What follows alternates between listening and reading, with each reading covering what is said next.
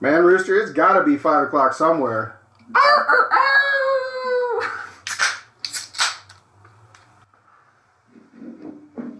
Doopy, doopy, doopy, doo. Welcome back. We're back.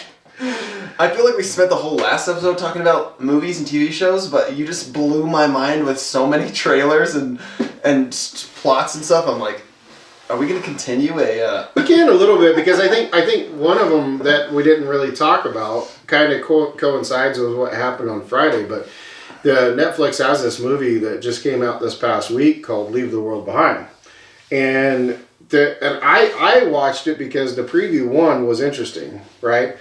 Not because of Julia Roberts. No. She and as much as I know she's done great work in Hollywood, you're looking rough. You're looking rough. You know, and I'll be honest. When you watch this movie, you're gonna hate her. She is a complete bitch. Oh, I hate that. She is she is. I'm sorry, everyone. I shouldn't have said that. But she is not nice. Wow. She is not nice. But I watched the movie. Right, and there were so many things in it that it's unsettling to watch, right? But during the credits, I realized that the Obamas were the producers on it, and I was like, all right, hold on, I gotta check something here. So of course I deep dive, right? And I don't want to just go through Google, so I go through my two other search engines that are not, they don't go by the normal algorithms, and they don't get paid to promote certain, whatever. Where there's some weird shit going on. There's some weird shit going on. And the reason that correlates with this is that on Friday, our government, particularly Biden himself, told North Korea that any nuclear action against the U.S. or any of its allies would be the end of the Kim regime. Would be met with swift retaliation. And so I was like... So is that what happened? I haven't heard anything about this. Well, I mean, again, thank you, media, for not, really announcing it. I mean, I mean, it was a dire warning against North Korea. So something's going on over there that obviously warrants the attention. Yeah, I feel like a couple of months ago or something, a couple of weeks ago, I saw something from North Korea, threatening America or some way, and I mean, they always are, but I mean, it's been going on for years. But their missile testing over there has increased dramatically in the last 2 years, and they're not just a threat to us; they're a threat to neighboring countries and nations. Particularly for South Korea, they just have it out. They're like, oh yeah, if you won't be a part of us, enemies. then we'll just destroy you. Yeah. And again, it goes back to that whole conversation of, what does that really look like? I mean, why would you glass out a nation when all those resources are there? Yeah, seriously. You can't use them. Yeah, exactly. You're doing nothing for yourself except for expending resources. So I don't know. But this movie, it correlates to the situation in North Korea. How? No, I don't want to give too much away. Everybody just needs to watch the movie.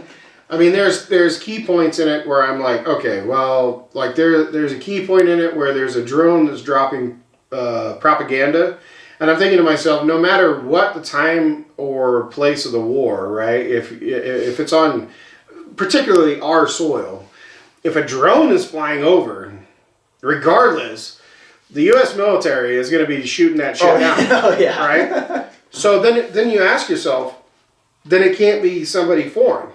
Yeah, if the drones are being permitted to fly around and drop this propaganda. Right. Yeah. Then it can't be foreign. Yeah.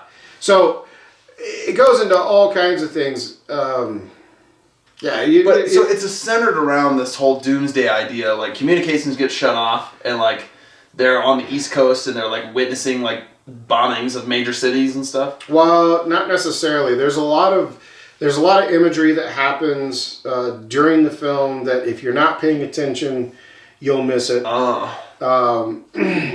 Particularly at the end of the film, you get to really kind of see a broader picture of what's going on, only briefly. So it's kind of like a cliffhanger of what actually is happening. Interesting. There's no real explanation of what's going on. In the whole movie, it doesn't actually say, like, this is what's happening. No. That's actually so cool because that's the exact perspective as a person that you would experience.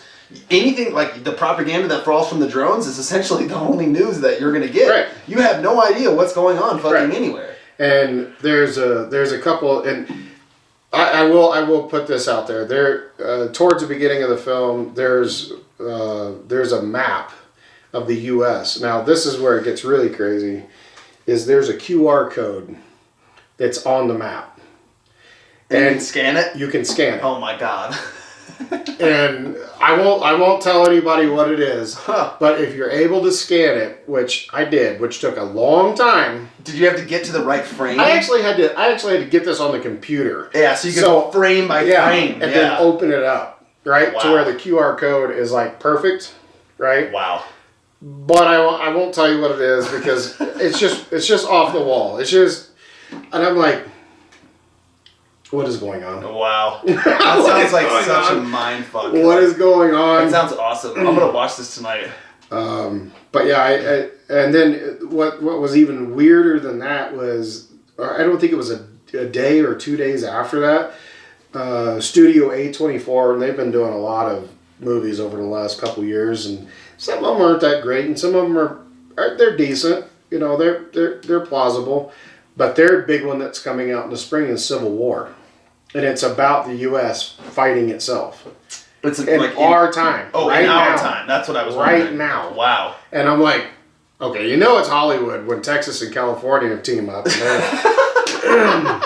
they're trying to do some shit. Right. But it's an interesting perspective because it follows a photojournalist during that. And she's trying to get to D.C. to record all these events. But I'm like, okay, why are we having all this happen? Seriously. Right now? Like, what? Right. This is not okay, you know. But then you correlate that with, and this is true. This is true facts, and anybody can check this out. So before the epidemic, and I won't name it because it's like it was actually a pandemic, but yeah, sure, pandemic, epidemic, whatever. Because I feel like it's this whole reincarnation of Harry Potter. You don't speak its name.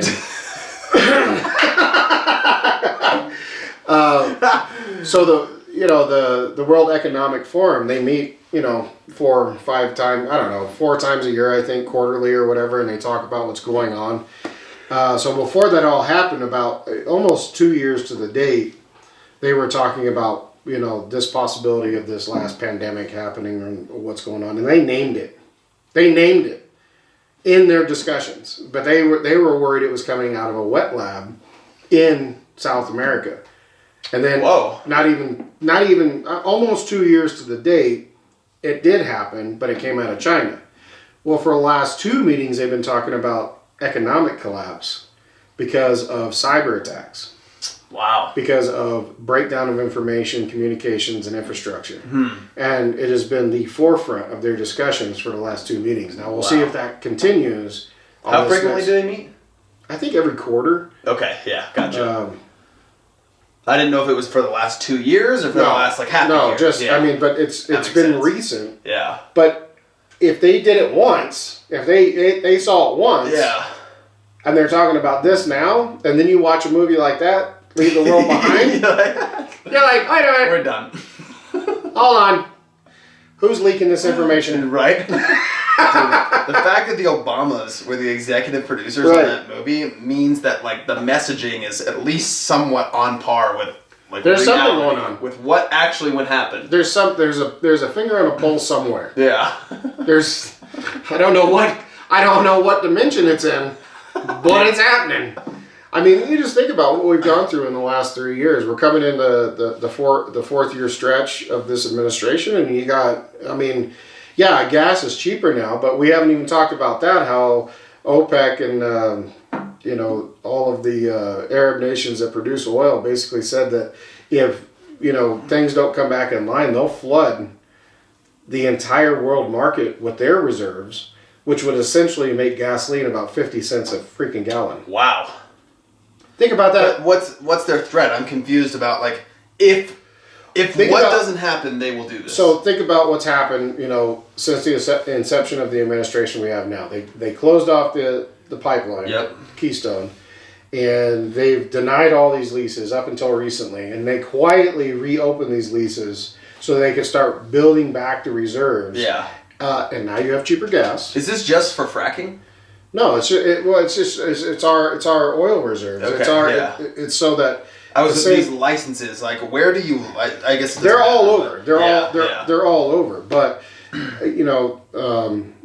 but part of that is that the government has been releasing things out of our own reserves that have been built up over 3 years gradually to curtail some of this. Now, no shocker, it's an election year coming up. Yeah, exactly. Right, and so you want to have a good face on. Yeah, right? Exactly. Look how cheap the gas is. Don't worry about the last 3 years that you can't afford. Right anything. now, it's cheap. Yeah. Right, and so, but they came out and they basically told them, they said, because you have to understand that the major oil producing regions in the world, their oil reserves dwarf ours. I mean, got to be 100 to 1. 100 to 1. Yeah, it makes sense. And if they came out and they just released a fraction of that, it would just plummet. Yeah, exactly. Plummet the price of crude, right? To the point where literally, you could be paying 50 cents a gallon for gasoline. Yeah. Right? Crazy. Not that it will ever shut off because people need that, right? I'm confused about their threat, though. Because because there's been this strong arm push by the U.S. that we need to move away from fossil fuels, right? And so, and there was a strong arm push during the first 2 years of this administration that they need to adjust the price of crude, right, so that it's more affordable for U.S. citizens, right? Because we are, I think, the largest consumer. I think we are either the largest or second largest consumer. Behind what? Probably China, India, or something? I don't know. Or Russia, maybe? I don't want to misspeak on that. Yeah, but it's a lot. Yeah. It's a lot. Yeah. And they were like, no, we're not doing it. So you fast forward another year, and now our own U.S. oil reserves have kind of come back up since the Trump era. And so there's a surplus, and so there's more readily available petroleum, and your gas prices are down. Now, are they as low as when Trump was in office? No, in that administration, but they're cheaper. Yeah, by over $1. Yeah, exactly. Which goes a long way when you have people that still they don't own electric cars. Yeah, exactly. They're budgeting their lifestyles on being able to get to work, get home, and then in between. Especially people like in our area specifically. 70% of people who live in our area work elsewhere. More than that. Yeah. I mean, because we in our area, and we don't talk about it a lot on the show, but in our area, there was a report that came out that said that because we're known as a bedroom community. Right, that people stay here to live and they work elsewhere. Exactly, and so that number is the same number as it was back in the 70s and early 80s now. Wow! Whereas even though our town has grown immensely, but between the late 80s to mid 90s, you had a resurgence of people focusing back in their local area here. But now we're back up to we have all these people that live and work in these metro areas. And they don't work here. Yeah, exactly. Right? And then kudos to us, town working people. And then you got the other side of that where you've got people that they relocated here that during said pandemic were allowed to work from home. Yeah. And now the companies have changed. They're telling these people they got to go back to the office. Yeah. Right. Which is changing our dynamic in our local environment. I don't know what it does for anybody else that watches our show, but the increase in people that were working from home during that just exploded. Yeah. Right? Well, you're telling me that this entire time people could have been working from home the entire time? And that's what people are realizing. They're like, why the fuck do I need to be going back in, driving an hour to work every fucking day when I could do my job from sitting right here? Right. And how do you adjust from that? Yeah. So I don't know. There's just some weird things that are going on economically that I think over the next year you're going to see some real changes in the way that corporations work, local businesses work, and we have barely even talked about education. In the past year, what that's looked like. You go in how many days a week to school? That's what you're talking about? I don't go in person at all this semester. That's my point. I changed to full online. Last semester, I would go in 2 or 3 times a week. That's my point. Drive in a major city, but... And there's been all kinds of discussions on what traditional universities now look like. Yeah. Right? So, because those institutions are dying. Yeah. It makes sense. My schooling is essentially turned into those online commercials you see, like... University of Phoenix, where you sign in, you do it all from your laptop, and that's literally what my school looks like now, so it makes sense. But my girlfriend was talking to me about like the housing market showing a downtrend too, like nobody's buying homes, and so it's looking like it's getting ready to crash too. I wanted to ask you what you had seen on that. So, and that's funny because we've had discussions about this. So starting back in 21.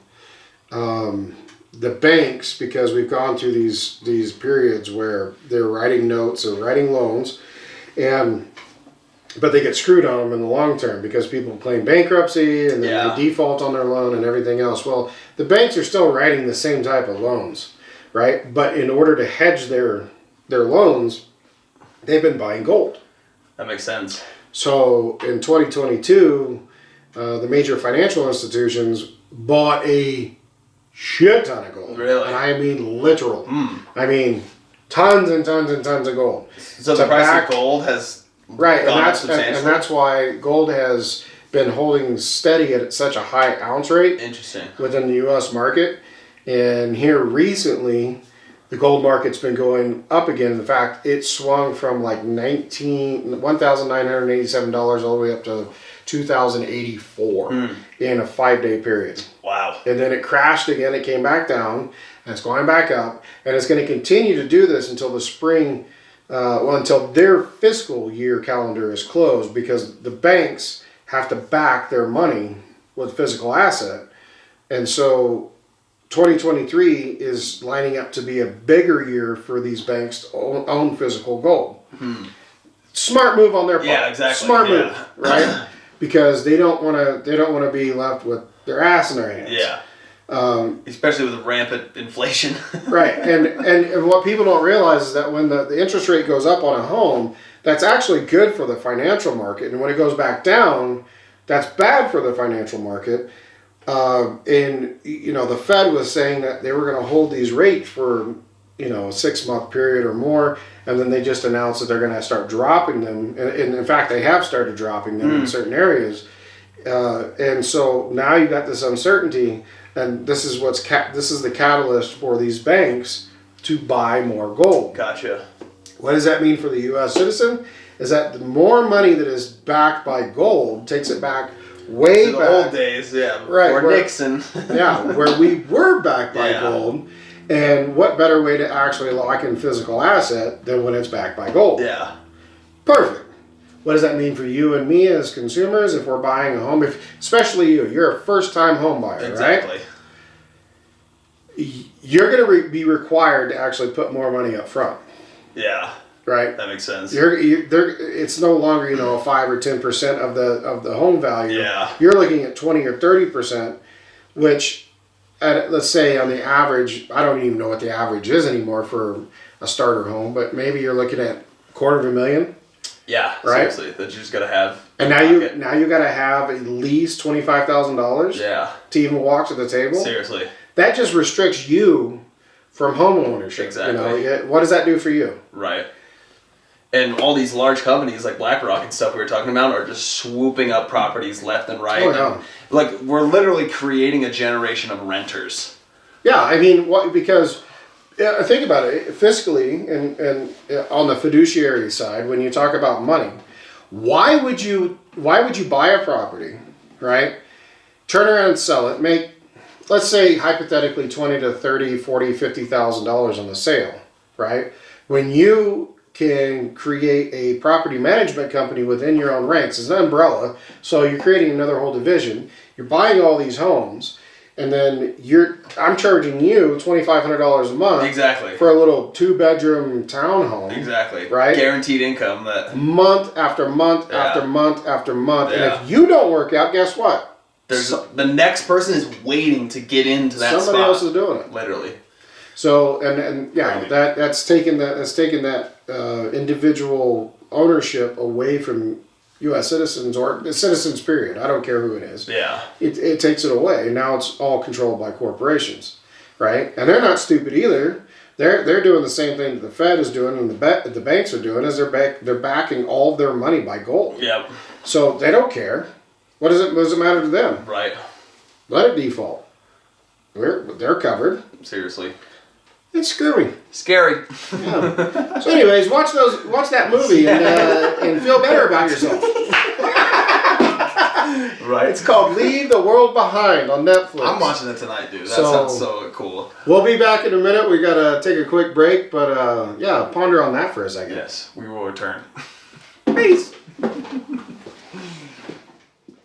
That does it for today's video, guys. Thanks for watching. Be sure to leave a like and subscribe to, that show.